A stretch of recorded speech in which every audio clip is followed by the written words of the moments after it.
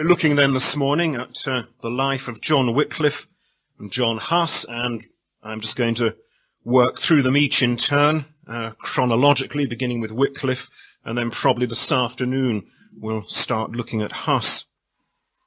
First of all then, we look at the life of Wycliffe, and at the beginning of the pictures there are two of the most well-known portraits of Wycliffe that you might just care to glance at. That seems to be at least something of what he looked like as far as we know. Wycliffe was born, well, we're not quite sure where, and we're not quite sure when. Modern scholarship tends towards 1330, roughly, as the date of his birth. Now, the place is more tricky.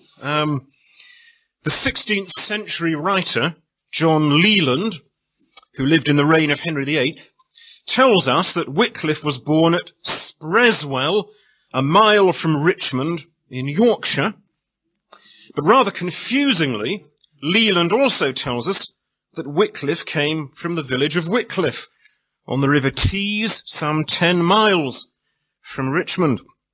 Now, historians have struggled to reconcile these statements, and it's made even trickier by the fact that there is actually no such place as Spreswell, a mile from Richmond. So to solve this enigma, some have suggested that Spreswell is a typographical error for Ipswell, or Hipswell, a village that does indeed exist quite close to Richmond, and that seems to be a reasonable solution. As to the connection with the village of Wycliffe, it's been argued that this was the ancestral seat of the Wycliffe family, John Wycliffe's family, even though he himself wasn't born there, and certainly a family named Wycliffe had been lords of the manor there ever since the Norman conquest. There's no hard evidence to prove that John Wycliffe did belong to this Norman family that shared his name, but many historians accept the likelihood that he did. So without getting into the details of this complex debate, I think we can be reasonably content to accept that Wycliffe was a Yorkshireman, that he was probably born at Ipswell, or Hipswell, and that he probably belonged to the Wycliffe family that ruled the village of Wycliffe on the River Tees. And that immediately brings us to another mystery. We're not sure how to spell Wycliffe's name. One German scholar classified 30 variations. Normally, one of two spellings is opted for, either W-Y-C-L-I-F or W-Y-C-L-I-F-F-E. Both are well attested, and both are found in the textbooks. It rather looks as if in Wycliffe's own day, his name may have been pronounced Wycleve, because his enemies referred to him as Dr. Wicked Believe. So, obviously, you have to get some kind of rhyme there. Well, Wycliffe, the man of mystery then, when was he born? Where was he born? How do you spell his name? How do you pronounce his name? He continues to be mysterious in his early life, about which we know almost nothing. At some point, he went to Oxford University, probably Balliol College, where he trained for the priesthood. Wycliffe spent almost all his time at Oxford University, both learning and teaching, and mostly he was based in Queen's College from 1863 onwards. By 1866, he was a Bachelor of Divinity, and in 1872, he became a Doctor of Divinity. He held a number of livings in the church. He was rector of Fillingham, Ludgershall, and Lutterworth. But until the end of his career, he left these parishes in the care of a curate, so that he could devote himself to scholarly pursuits.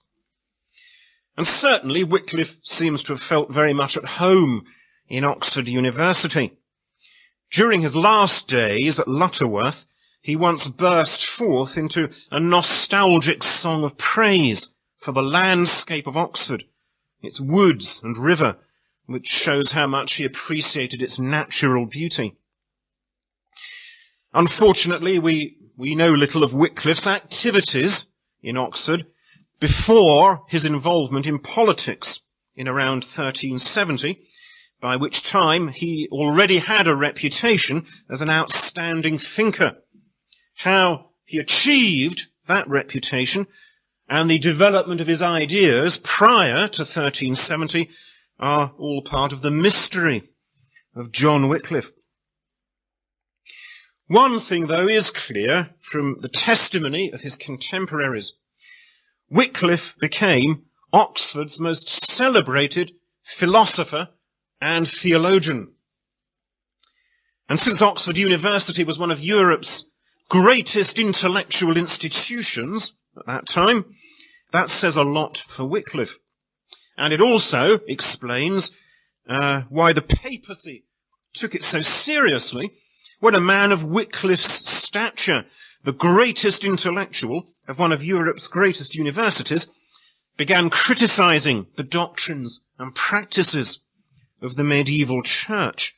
Criticism from such a source could not be ignored.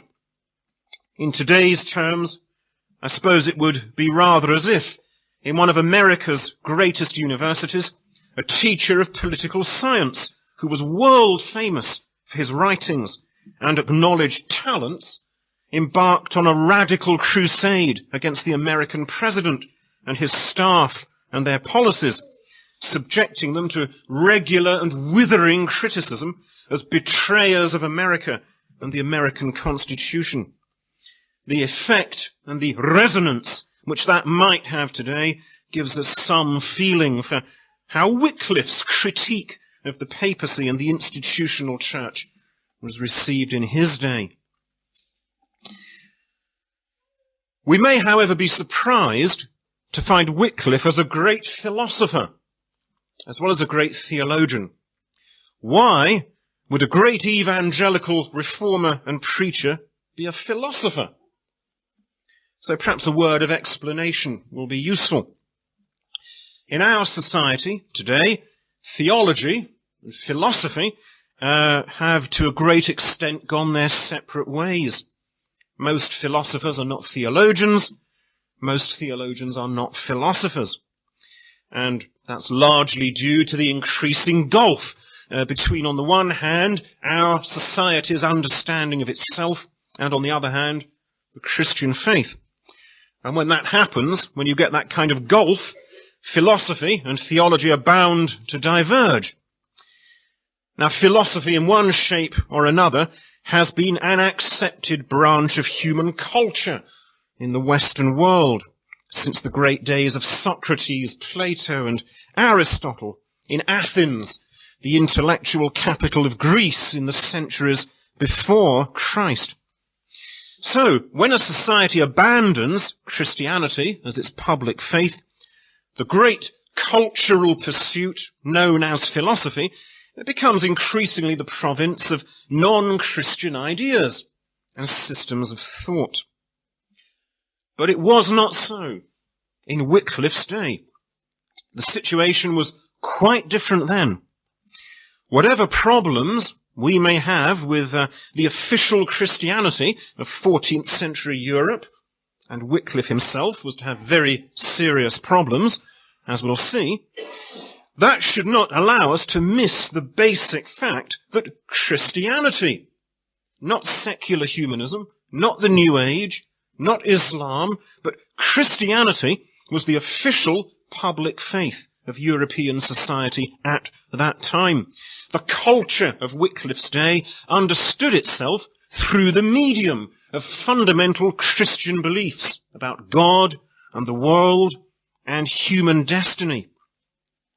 Now, that being the case, philosophy in 14th century Europe was something that was pursued within the larger setting of a Christian view of life. And in fact, so much was this the case that our distinction between philosophy and theology didn't really exist in Wycliffe's day. Generally speaking, the two subjects blended and mingled and merged with each other. The great philosophers were theologians, and the great theologians were philosophers. The real difference between philosophy and theology in those days was that philosophy was more concerned with what could be discovered and understood through human reason, whereas theology was more concerned with what could be known only through divine revelation, as that revelation was to be found in the scriptures and in the teaching of the church. But both philosophy and theology were done by men who, like Wycliffe, professed the Christian faith, and from within a Christian view of life and the universe and everything. And philosophy and theology impacted on each other, much as today the different sciences impact on each other. You can't keep the sciences in watertight compartments. Physics, chemistry, biology, they all act and react on each other. And it was the same in medieval Europe with philosophy and theology, so that it would not necessarily have been very easy to see where the one ended and the other began. Wycliffe, therefore, would have seen himself and been seen as a Christian thinker, whether he was dealing with philosophy or whether he was dealing with theology. I hope that helps us to understand why Wycliffe was a famous philosopher. Now, the kind of theology that Wycliffe would have studied and taught at Oxford University was what is called scholastic theology. Scholastic theology. And scholastic simply comes from the word school. It was just another way of describing a university in the Middle Ages. So, scholastic theology really means university theology, as it was practiced in medieval Europe. A scholastic theologian was also called a schoolman. Now, as well as being theologians, the schoolmen were, as I've said, also the philosophers of the Middle Ages. They wanted to give a comprehensive account, not just of the teaching of the church, but of all truth. So they did not limit themselves to theological questions. They would try to answer deep philosophical questions too. What is matter? What is mind? What is time? What is space? What is being? What is the nature of cause and effect? And so on. Wycliffe was thoroughly steeped in this way of thinking, and he gave his own answers to some of these questions. He didn't see this as useless philosophical speculation.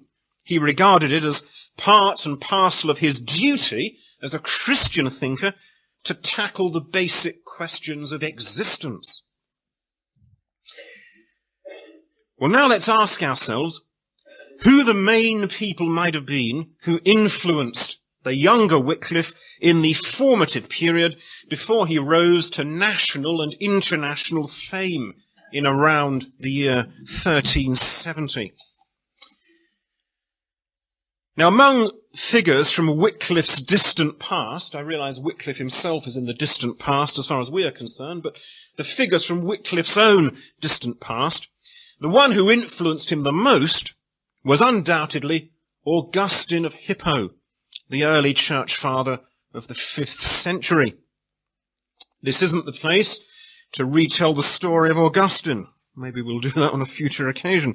But suffice it to say that one of Augustine's most enduring legacies to the Western medieval church was his hugely influential exploration of God's sovereignty in the salvation of sinners. Augustine hammered this out in his long controversy with Pelagius and his followers, who denied the doctrine of original sin and upheld human free will as the decisive factor in salvation. So when the word Augustinian is used in theology, and when I use the word later on, it generally refers to a belief that divine grace is unconditional and sovereign in the predestination and salvation of sinful human beings. Augustinian. Now, perhaps the word that would most readily spring to our lips would be Calvinist. But of course, Augustine got there first, 1,000 years before Calvin. And Calvin regarded himself as nothing other than a humble disciple of Augustine. Well, Wycliffe too falls into that same category. It's very interesting and significant that the theology of Augustine underwent something of a renaissance in the last 2 centuries of the medieval period. Various thinkers reacted against the teachings of the great English scholastic theologian William of Ockham. Ockham's theology was seen by many as little better than Pelagianism, and his critics set forth a renewed Augustinianism as the answer to Ockham. And Wycliffe stands very much in that stream of Augustinian Renaissance. And in that way, as in others, he foreshadowed the Reformation teaching of Luther and Calvin. So there's Augustine then, the greatest influence on Wycliffe from Wycliffe's own remote past. One great English medieval figure who it is thought may have influenced Wycliffe was Robert Groser. His dates are 1168 to 1253. Robert Groser, usually remembered today as a pioneer scientist. His name, incidentally, means big head. Groser, which may not endear him to us, Robert Bighead. But if Groser was big-headed, it was more in the greatness of his mind than the greatness of his ego. We don't know much about Groser's early life, but in 1235 he became Bishop of Lincoln, and that was the English bishopric with the largest territory. Here, Groser devoted himself to reforming life and conduct among clergy and people alike. He especially insisted on the clergy's duty to preach the scriptures and the people's duty to come and listen to the word of God. Groser himself was a great preacher, and he preached in English, not Latin. So determined was he to bring the gospel to ordinary uneducated people. The work of a priest, he proclaimed, is not giving people the mass, but preaching the living truth. Groser's zeal for reforming the church catapulted him into a long and bitter conflict with the papacy. He protested passionately against Pope Innocent IV's appointment of spiritually unfit Italian friends and relatives, even little boys, to money-making positions in the English church. And Groser's disgust at the corruptions of the papal court provoked him into explosions of prophet-like condemnation. He accused Pope Innocent IV of being an antichrist and predicted his eternal damnation in the hereafter. Now, Groser enjoyed such a universal reputation for holiness and for intellectual brilliance that Pope Innocent dared not discipline him for these outbursts. But when Groser died, Innocent proclaimed, "I rejoice, and let every true son of the Roman Church rejoice with me that my great enemy is removed." Well, obviously, Groser's dates, dying 80 years before Wycliffe was born, rule out the possibility that he had any direct personal influence on Wycliffe. But Wycliffe can hardly have been unaware of his great reforming predecessor, and some historians have felt that Wycliffe may well have been encouraged by the example of Groser as a reformer and as a critic of the papacy. It's also interesting that Wycliffe embraced the same view as Groser about the relative merits of preaching and the sacraments. Certainly, as far as English evangelicals were concerned, Groser test came to be seen as a precursor of John Wycliffe and ultimately of English Protestantism, owing to Groser test's commitment to biblical preaching and his outspoken opposition to a corrupt papacy. Also, the life of a man like Groser test does remind us, I think, to be cautious about taking an overly pessimistic view of the medieval church. There were men like Groser test around. So Groser test is another possible influence then on Wycliffe. Now, quite often in Protestant literature, the young Wycliffe is said to have been a disciple of Archbishop Bradwardine, Thomas Bradwardine, and his dates are 1290 to 1349. Now, Bradwardine was a professor of theology at Oxford University, chaplain to King Edward III, and briefly Archbishop of Canterbury for 40 days in 1349, before dying of the plague. Now, he published a very important book in 1344 entitled Concerning the Cause of God Against Pelagius. The book reveals Bradwardine as one of the medieval church's greatest Augustinian theologians, expounding and defending Augustine's doctrine of the sovereignty of divine grace in human salvation. It earned Bradwardine the nickname the Profound Teacher. And it reminds us yet again that we ought to resist the temptation to paint the medieval church in totally dark colours, as though all truth was lost until a Wycliffe or a Luther came along. If a man like Bradwardine, whom the hymn writer Augustus Toplady regarded as the greatest English theologian of all time, could rise to become Archbishop of Canterbury, it seems clear that for all its faults and defects, the medieval church was still capable of providing a home for great and godly minds. What about Bradwardine's influence then on Wycliffe? Well, certainly Wycliffe's own theology has a striking affinity to that of Bradwardine. Like the Archbishop, Wycliffe too was to be a zealous believer in the sovereignty of grace. However, while it may be true that Wycliffe owed a lot theologically to Bradwardine, there's no evidence that he ever studied personally under the great Archbishop. It seems more likely that any influence of Bradwardine on Wycliffe was through Bradwardine's writings, rather than direct personal contact. So Augustine, Groser test, Bradwardine, and then finally there's the figure of Richard Fitzralph. Richard Fitzralph.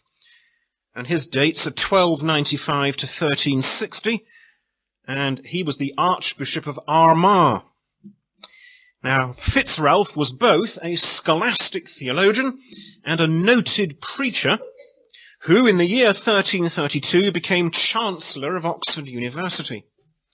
He was deeply committed to the advancement of learning among the clergy. And in Fitzralph's case, we know for a fact that he did influence Wycliffe. There's no speculation here. Towards the end of his life, Fitzralph became involved in controversy against the friars. Chiefly, these were the Franciscans and the Dominicans. And his bone of contention with them was their practice of begging for a living.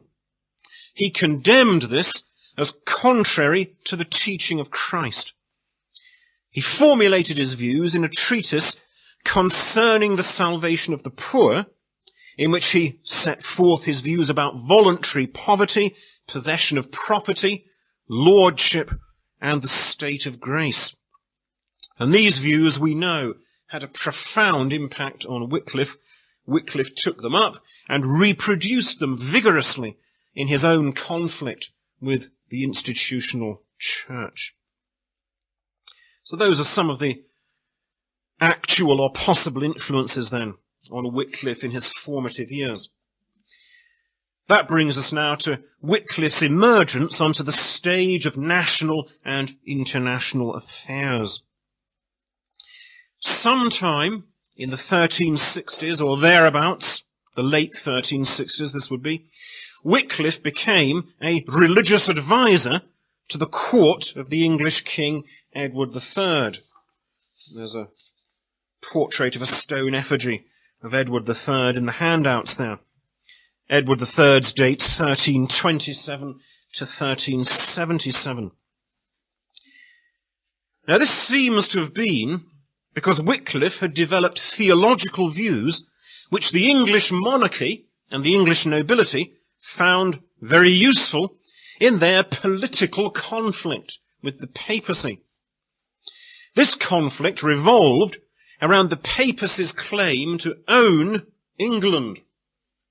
Now, such a claim may seem preposterous to us, but it was based on the fact that King John had indeed surrendered England to the Pope, Pope Innocent III, in the year 1213, in return for being restored to the Pope's favour after a long-running dispute which almost cost John his throne.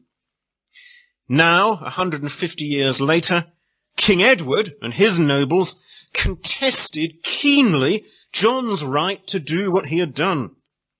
They argued that John had had no right to place the kingdom under tribute to a foreign power without the consent of the whole kingdom expressed in Parliament, and that had not been forthcoming.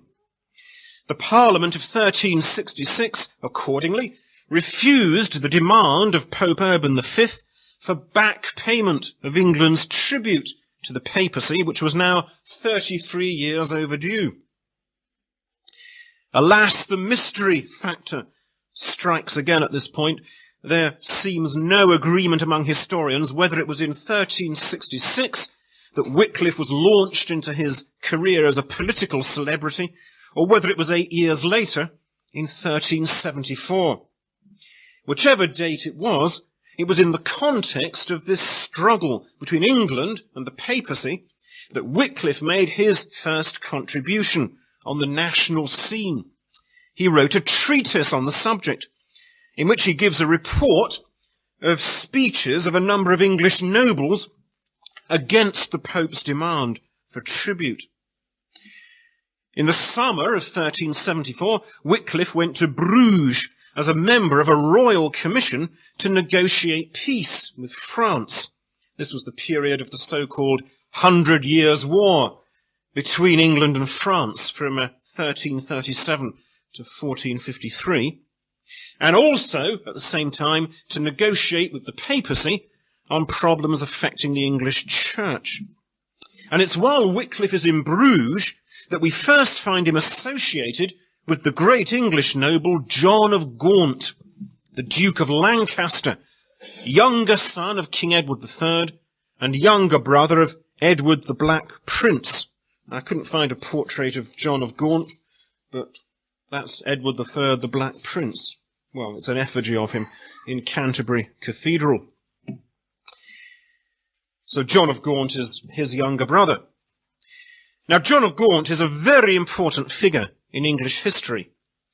As well as playing a significant part as a warrior in the 100 Years' War, he was one of the most powerful politicians in England, and his son, Henry, would in fact seize the English throne in 1399 as King Henry IV, the first monarch of the House of Lancaster. John of Gaunt was also the patron of the great poet Geoffrey Chaucer. In 1376, the growing resentment against the wealth and corruption of the English church hierarchy boiled over in the Parliament of that year, known as the Good Parliament. There seems during this period to have been a widespread hostility among Englishmen to the higher ranks of the clergy. Ordinary priests, friars, and lay people alike denounced them as corrupt, greedy, and immoral. English writers of this time, such as Geoffrey Chaucer and William Langland, who wrote the poem Piers the Ploughman, certainly paint a rather unedifying picture of English church life in general. Wycliffe was fully involved in the agitation against abuses in the church. One chronicler of this particular period portrays Wycliffe as running about from place to place, barking against the church. John of Gaunt headed up a movement to confiscate the property of the church, and Wycliffe provided John with a doctrinal theory to justify this. So let's have a look at his theory. Based at least partly on his studies of Archbishop Fitzralph, Wycliffe put forward a doctrine of dominion, or lordship. God, he argued, is the only source of true authority. God has delegated a portion of his authority over secular things to the state and over spiritual things to the church. However, human rulers can exercise this delegated authority only on condition that they faithfully serve God, the true Lord, who has delegated this authority to them. If they don't serve God, they lose their right to lordship. Now, this may seem a doctrine calculated to incite revolution, with the oppressed taking up arms to overthrow all political authorities that are held to be oppressive. Wycliffe didn't intend that. Indeed, in the secular realm, he counselled submission to existing authority. However, he was more of a revolutionary in applying his theory to the church. If bishops fail, he said, to live pure and blameless lives, then the state, which has dominion over secular things, is entitled to strip them of their property and their possessions. This idea appealed very strongly to the English nobility, who were only too eager to seize the vast wealth and property of the English church, especially when the church was deemed to be corrupt. Now, such dangerous ideas from the internationally famous lecturer of Oxford University could not be left unchallenged. So, acting on behalf of the church, Bishop Courtenay of London summoned Wycliffe to appear before his tribunal at St. Paul's in London in February 1377 to answer for his views. But the protection of John of Gaunt prevented Courtenay from harming Wycliffe. In fact, the tribunal witnessed a ferocious quarrel between John of Gaunt and Bishop Courtenay. At the opening of the tribunal, the question arose as to whether Wycliffe should stand up or be seated. The Lord Marshal of England, Percy, told Wycliffe to sit down. Courtenay protested, and John of Gaunt lost his temper, declaring that he would bring down Courtenay's pride and the pride of all the bishops of England. "Do your best, sir," Courtenay retorted. The proceedings degenerated into uproar, and John of Gaunt, who had outraged a good number of people with his vulgar disrespect for the bishop, was forced to retire, taking Wycliffe with him. In this unseemly way, the case against Wycliffe collapsed.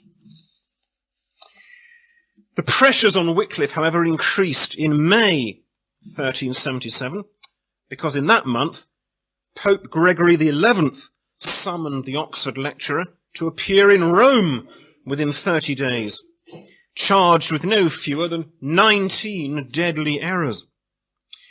Wycliffe, however, refused to go. Political events in England had propelled his protector John of Gaunt into a temporary position of supremacy.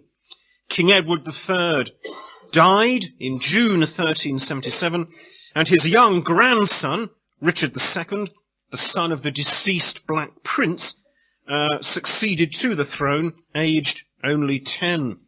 And there's a portrait in stone there of Richard II in his adulthood. But he was only 10 when he succeeded to the throne. So with the new king, not yet even a teenager, John of Gaunt became the most powerful man in the kingdom.